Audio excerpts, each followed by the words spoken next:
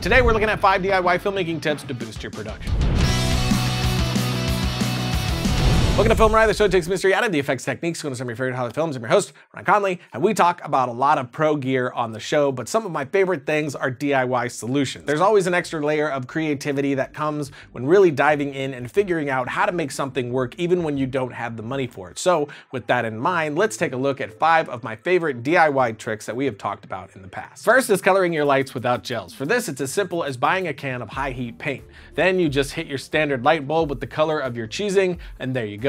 Couple this with a clamp light and you're in business. We can use a few of these type bulbs painted different colors to dial in a nice and stylistic look, or just get nice cool backlight to complement our warm key light. This works really well for general use, and even lights in the background that actually are in frame. Just make sure that when you're buying the spray paint, it is high heat paint, or you're gonna run into some serious safety issues. Second on my list is the fishing line lens flare. If you're looking to get an anamorphic type look on the cheap, a super easy and cheap way to do that is by taking some fishing wire, which you could try different sizes for different looks, and tape that to the front of your lens, and there you have it. You can also color the fishing line for different effects, and the look is going to vary depending on the lens that you're using. But overall, it's an incredibly simple way to streak the lights in camera if you're needing that effect. Moving on to number 3, we have low-lying fog. Of course, we have talked about haze and fog on the show a few times, with one of the cheapest ways of getting haze being that haze in a can we've shown, atmosphere aerosol. But if what you're looking for is that creepy horror movie low-lying fog like this, you can bust out the DIY trick we showed a few years ago. All you need to do is get a styrofoam cooler,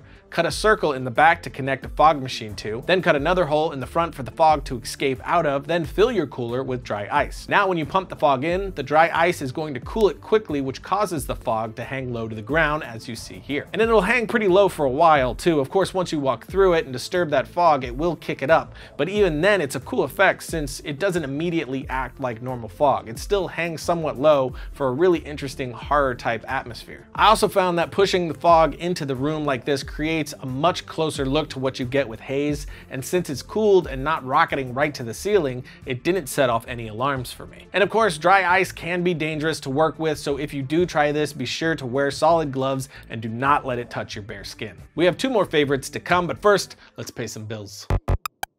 There's nothing more discouraging than having a pile of overdue paperwork just sitting there staring at you while you try to work or do anything you enjoy at all. Well, our friends at FreshBooks have now just launched their all-new version of their cloud accounting software that will give you more time to do what you love and not feel discouraged by the paperwork demon. FreshBooks has been redesigned from the ground up and custom built for the way that you work. It's the easiest way to be more productive, organized, and most importantly, get paid quickly. The all-new FreshBooks is not only ridiculously easy to use, it also is packed full of powerful features. You can create and send professional looking invoices in less than 30 seconds, set up online payments with just a couple of clicks, and get paid up to 4 days faster. You see when your clients has seen your invoice and put an end to the guessing games. Right now, FreshBooks is offering a 30-day unrestricted free trial to film rioters. To claim it, just go to freshbooks.com/FilmRiot and enter FilmRiot in the How Did You Hear About Us section.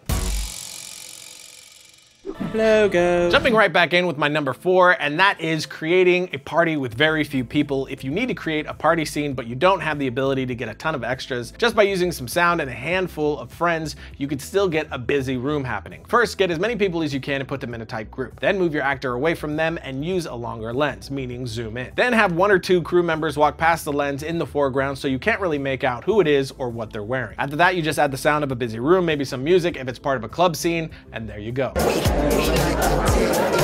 Crossing the lens is a great way to add movement and life to any scene like that as well, and it doesn't always have to be right in front of the lens. By having people in the back move around, you're adding much more realistic liveliness to any scene like this. Just be cautious about continuity. And my last and favorite tip of the bunch is a shower curtain, which I use for diffusion. And this is something I learned from Shane Hurlbut, who uses it on major Hollywood features, so it's a DIY solution that even some pros are using. The main idea here is to get a shower curtain that has a level of frost that you're looking for. The more it's frosted, the more diffused it's going to be, and what's really great about this is how large it is. Getting a very soft look comes from how large your source is. So by taking whatever light you have and blasting it into this, it turns it into one nice big source of soft light. And here's some shots we got back when with the shower curtain acting as diffusion. I've even used it outside as a way to diffuse harsh sunlight down to something a lot more pleasant. So again, for just a couple of bucks, you're getting something that will literally do just as good of a job as something that's hundreds of dollars usually. And And as an added bonus favorite along the same lines would be a DIY bounce. We showed how you can make this for yourself in this episode right here. And these DIY bounce boards are really the only ones that I use. It's really pointless to buy an expensive bounce 9 times out of 10. These DIY versions are just as good, and in some cases, depending on how you want to mount them, can be even better than what you would be spending 3 times the cash on. But there you have it, a quick look at some of my favorite DIY solutions to help you boost your project for very little money. And as always, you can follow me on the Twitters